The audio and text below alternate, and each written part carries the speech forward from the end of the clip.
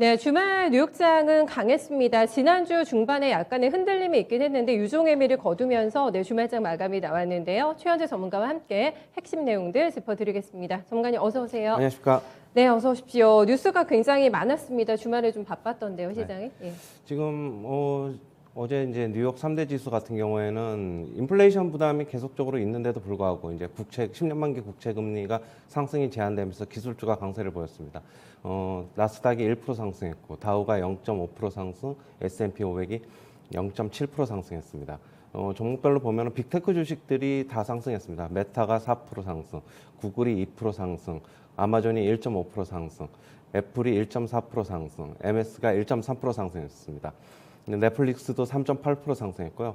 반도체 주식들도 좋은 모습을 보였는데 특히 이제 D램 업체인 마이크론 테크놀로지가 3.8% 상승했습니다. 웨스턴 디지털도 3% 상승했고요. 그리고 로블록스가 9.6% 급등을 했습니다.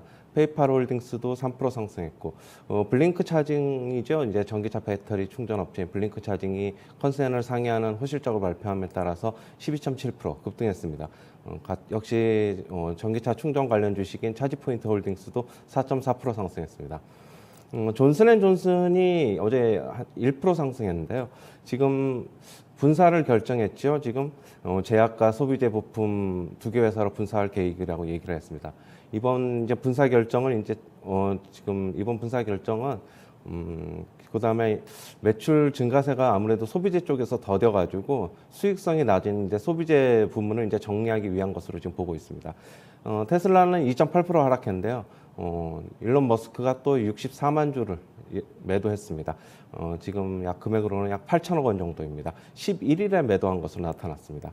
그리고 지금 일론 머스크 말고도 지금 아마존의 전 CEO인 베이조스도 최근에 200만 주를 매도했는데요. 우리나라 금액으로 약 8조 원어치를 매도했습니다. 지금 웨드부시 증권에서 어제 엔비디아에 대한 리포트를 냈는데 지금 성장세는 강력하지만은 밸류에이션이 너무 높다 이렇게 얘기를 하고 있습니다.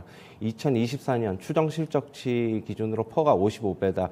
지금 그렇게 얘기를 하면서 밸류에이션이 너무 높다고 얘기를 하면서 지금 투자 의견을 아웃퍼폼에서 중립으로 하향 조정했습니다. 그다음에 차량용 반도체 기업인 NXP 세미컨덕터는 키뱅크 애널리스트가 이제 자동차 반도체 중심으로 장기 성장세를 기대가 된다 이렇게 얘기를 하고 있습니다. 10%의 매출 성장을 기록할 것이다 얘기를 하고 있습니다. 투자 의견은 비중 확대를 제시하면서 목표 주가는 250달러에서 255달러로 상향 조정했습니다. 그다음에 제프리스의 애널리스트는 월마트의 이제 3분기 실적이 앞두고 있는데 실적이 이제 컨센을 상회할 것이다 이렇게 얘기를 하고 있습니다. 공급망 차질이 지금 현재 있지만은 동종 기업 대비 이제 효과적으로 대처를 잘하고 있고 이제 밸류에이션이 매력적이다. 투자 의견은 매수. 그다음에 목표 주가는 184달러를 제시했습니다. 루프 캐피탈의 애널리스트도 이제 월트 디즈니의 성장세는 이제 반등까지는 좀 시간이 필요하다 이렇게 보고 있습니다. 2022년도에도 이제 강력한 성장을 하기 힘들 것이다. 만약에 성장세 개선이 나타나면 2022년 하반기서부터 기대가 된다 얘기하면서 투자 의견은 매수, 목표 주가는 220달러에서 205달러로 하향 조정했습니다. 그리고 경제 지표들이 조금 발표가 됐는데 11월 이제 미시간대 소비자 태도 지수 예비치가 66.8을 기록했습니다. 전월에 71.7보다 하락했습니다. 그다음에 시장 기대치는 72.5였습니다. 그다음에 12개월 기대 인플레이션도 4.9%를 기록했는데 전월에 4.8%보다 소폭 상승했습니다. 그다음에 인텔이 이제 백악관 제동으로 중국 내 반도체 생산 확대 계획이 이제 무산됐습니다.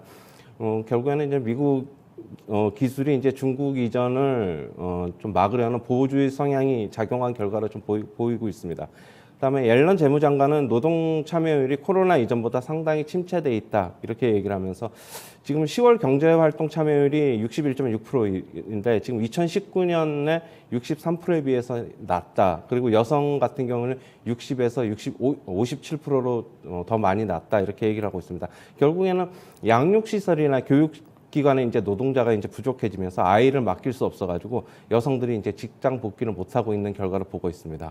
모건 스탠리는 이제 스태그플레이션 지금 얘기가 나오고 있는데 그런 위험에서는 결국에는 가치주, 그다음에 경기 민감주를 선호한다. 이유는 밸류에이션이 낮기 때문이다. 이렇게 얘기하면서 하지만 이제 뭐 고객에게 비용을 전가를 할 수 있는 반도체 기업도 괜찮아 보인다. 이렇게 얘기를 하고 있습니다.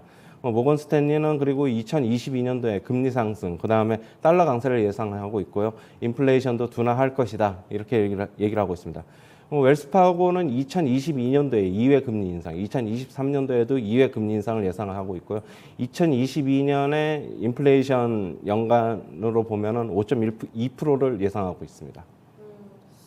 금리 인상 경로에 대해서 횟수에 대해서의 또 IB들의 전망까지 함께 들어봤습니다. 이런 상태에서요, 전문가님, 그 최근에 뉴욕장을 보면은 약간 미스테리하다, 수수께끼 같다라고 하는 게 10년물 국채금리가 생각보다 안 올라가고 있는 상황이잖아요. 낮은 수준으로 유지가 되고 있는 거에 대해서 월가 전문가들도 마땅하게 어떤 명확한 분석을 내놓지 못하고 있다고 하더라고요. 왜 이런 수준 유지가 되고 있다고 보세요? 뭐 저번 주에 한번 말씀을 드렸죠. 네. 지금 커버 플래트닝 현상이 일어나가지고 단기 국채 금리와 이제 10년물 국채 금리가 이제 그 어떻게 보면 갭을 이제 좀 넓히지 못하고 결국에는 좀 거죠. 이제 예. 평평해지는 현상. 예. 이게 원래 정상적이라면 장기물은 좀 더 강하면서 그 차가 확대되는 커브 스티프닝 현상이 일어나야 되는데 예. 제가 이제 저번 주에도 말씀을 드렸는데 이거는 이제 지금 이제 일단은 향후에 이제 뭐 스태그플레이션이나 디플레이션에 대한 우려를 일정 부분 지금 가지고 있는 것으로 보이는데 저는 뭐 너무 그렇게 좀 비관적으로 보지 않고 좀 연말이나 내년 초서부터는 서서히 확대될 것으로 저는 보고 있습니다. 그러니까 일시적일 거라고 보시는군요. 네. 스테프닝 현상이 네, 금리 단기하고 장기 금리 격차는 결국에는 벌어질 거라고 예상해 주셨는데 일단은 단기적으로 이렇게 지금 커브가 좁아지고 있는 상황에 대해서는 뭐 스태그플레이션 얘기해 주셨는데 모건스탠리에서 또 스태그플레이션 얘기하면서 가치주가 더 낫다라는 멘트가 나왔거든요. 아무래도 이제 뭐 스태그플레이션이 오면은 이제 고성장주 기술주들은 결국에는 타격을 입을 수밖에 없겠죠. 뭐 성장을 지금 못 하고 있는데 그 주식들이 여태까지 고성장을 누릴 수 없을 것이고 그렇게 하다 본다면 결국엔 밸류에이션이 낮은 쪽으로 이제 피신해 있어야 된다. 그런 것으로 좀 보고 있습니다. 알겠습니다.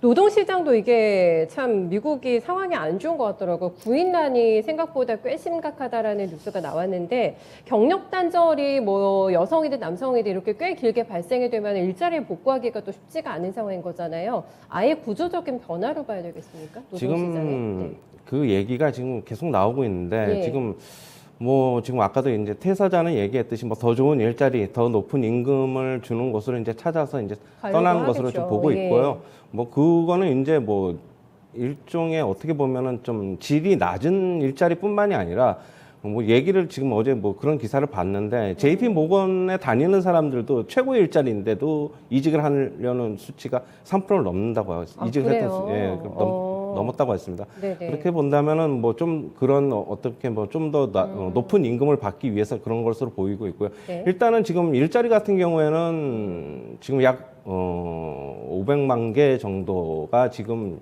일자리가 지금 좀 노동자들이 조금 어떻게 보면은 퇴직을 했는데 그 중에서 이제 55세 이상 인구가 지금 약 340만 명이 일자리를 지금 잃었어요.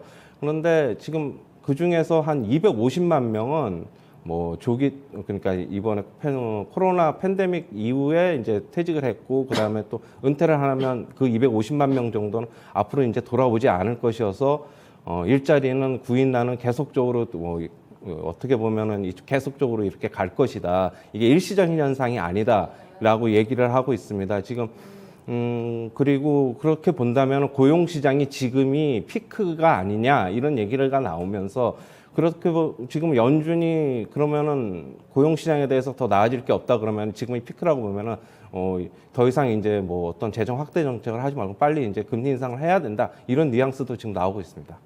그러네요. 이게 변수가 될 것 같습니다. 생각보다 지금 바꿔야 될 것 같잖아요. 뷰를 이렇게 되면은 노동시장은 기존의 어떤 잣대로 돼서 수치화해서는 정형화해서는 지금 대입이 안 되기 때문에 약간의 좀 변화가 있지 않을까 싶은데 어쨌든 쉽게 개선되지 않고 있는 고용시장에 대해서 미국 이제 정책 입안자들의 고민이 조금 더 깊어지지 않을까 싶습니다. 이번 주에도 저희가 챙겨낸 이슈들이 뉴욕장에 많습니다. 일단 유통업체들이 실적을 거의 다 내놓습니다. 월마트, 뭐 홈디포, 잘 아시는 메이시스 이런 종목들 실적을 내놓게 되고 소매 판매까지 연결이 돼가지고 이제 지표가 같이 나오기 때문에 제조업 지표까지 함께 발표가 됩니다.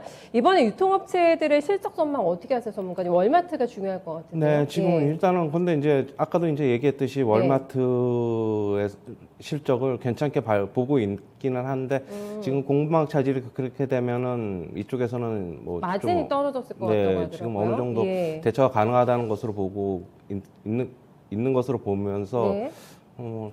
만약에 이 그냥 추정 실적치 전망을 좀 믿는다 그러면은 여전히 뭐 미국 증시는 좀 더 이제 뭐 긍정적인 흐름을 좀 더 보일 것으로 보고 있고요. 이제 만약에 이제 이렇게 유통업체들이 실적이 만약에 지금 안 좋아진다고 하면은 막 개별적으로 이쪽 주식만 조금 타격을 입지 않을까 그렇게 보고 있습니다. 네, 그러니까 시장 전반의 투자 심리를 훼손시킬 건 아니다. 만약에 실적이 예상에 못 미친다고 하더라도요. 네. 지금 전체 다른 쪽에서는 뭐 실적이 네. 이제 거의 다 이제 실적 시즌 막바지인데 이제 너무 유통업체만 좋았죠. 좀 네. 남은 것으로 보고 있는데 네. 저는 만약에 그러면 시장 전체에 어떻게 보면은 그 지수의 하락을 얘기하는 것보다는 그냥 이쪽 일부 개별적으로만 좀 영향을 미칠 것으로 보고 있습니다. 알겠습니다. 어쨌든 공급망 병목 현상이 있었기 때문에 판매가를 올릴 수 있었느냐 과연 네, 월마트가 요거를 저희가 주당 순이익으로 확인해 볼 수가 있을 것 같은데 어떤 종목 개별의 문제로만 시장에서는 소화가 될 거다 이렇게 좀 봐주고 있고요. 지표 부분에 있어서는 너무나 중요합니다. 저희가 지난주에 뜨끔했던 게 인플레 굉장히 높게 나와가지고 미국 투자자들도 한번 좀 당황했잖아요. 소매 판매 지표가 이번 주에 나오게 되는데 요거는 어떻게 좀 반응을 예상하시는지. 네. 일단은 지금 인플레이션으로 인해서 어떤 제품 가격이 오르고 있지만은 소비자들은 아직까지는 그래도 뭐 지갑을 조금 더 연말 시즌을 앞두고 쇼핑 시즌 앞두고 열 것으로 보고 있고요. 네, 네. 추가적으로 만약에 제품 가격이 좀 더 계속적으로 구조적으로 계속 오른다고 하면은 뭐 내년도에는 영향을 미칠 것으로 보고 있는데 아직까지는 조금 이제 긍정적으로 나올 것으로 보고 있습니다. 알겠습니다. 소매 판매 요거는 지표 나오고 저희 바로 해석하면서 시장에 한번 대입을 시켜보도록 하고요. 엔비디아 얘기를 해주셨는데 이번 주 실적 나오죠, 엔비디아도. 네, 맞습니다. 근데 지금 증권사 평가는 약간 좀 고점이다 이런 식으로 나온 것 같아요. 네. 엔비디아에 대해서. 일단은 지금 너무 좀 뭐 밸류에이션이 높다 이렇게 많이 얘기를 하고 올랐죠. 있는데 뭐 높은 거는 맞습니다. 높은 거는 맞는데 지금 뭐 AMD도 그렇고 높은 거는 맞습니다. 하지만은 저는 아직 꺾였다고 보지는 않고요. 조금 더 추가 상승이 조금 더 있을 것이라고는 보고 있는데 저도 그렇게 많이는 보고 있지 않으니까 뭐 매도 같은 경우는 AMD랑 같이 매도를 하시면 좀 될 것으로 보고 있습니다. 그게 이제 뭐 수요일에 돌아올 거라고 보시는가 봐요. 그러면은 매도할 만한 타이밍이. 예? 수요일 날이 될지 아니면은 조금 더 있을지는 좀 전체적인 지수를 좀 봐야 될 것으로 보고 있습니다. 알겠습니다. 그 기점으로 해서 조금 더 매도를 하는 게 나을지 조금 더 홀딩을 가져가는 게 나을지 판단해 주신다고 하니까 들어보면 될 것 같고요. 문제는 이제 우리 시장이 워낙에 종목 장세로 진행된 지가 꽤 됐기 때문에 네, 이번 주 주간 증시 전망 좀 어떻게 하시는지 들어볼게요, 전문가님. 저는 네.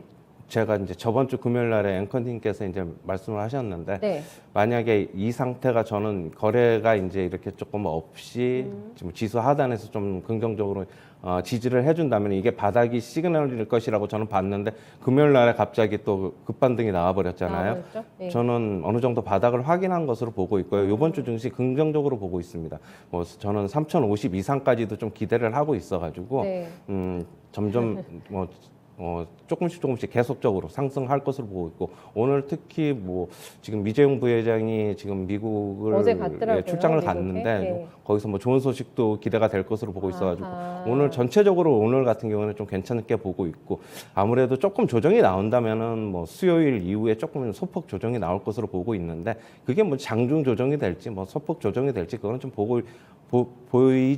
봐야 되겠지만은 결국엔 3,050 이상에서 이번 주 증시는 좀 돌파를 한번 시도해보지 않을까 개인적으로 그렇게 네. 예상을 하고 있습니다. 오랜만에 긍정적인 진단을 내주셔가지고 기분이 좋은데 그 얘기인즉슨 3,050 위로 보신다는 거는 반도체가 움직일 거라는 게 맞으세요? 예, 일단 반도체도 네. 움직일 것이라고 보고 반도체가 만약에 오늘 상승하고 뭐 화요일도 상승하고 계속적으로 상승해서 부담스럽다면 나머지 뭐 주식들이 계속적으로 순환매로 뭐 주식시장 받치면서 긍정적으로 상승할 것으로 보고 있습니다. 네, 하나만 더 여쭤보면 이재용 부회장이 이번에 투자 결정 확실하게 내리게 된다면 어떤 것부터 사야 돼요, 전문가님?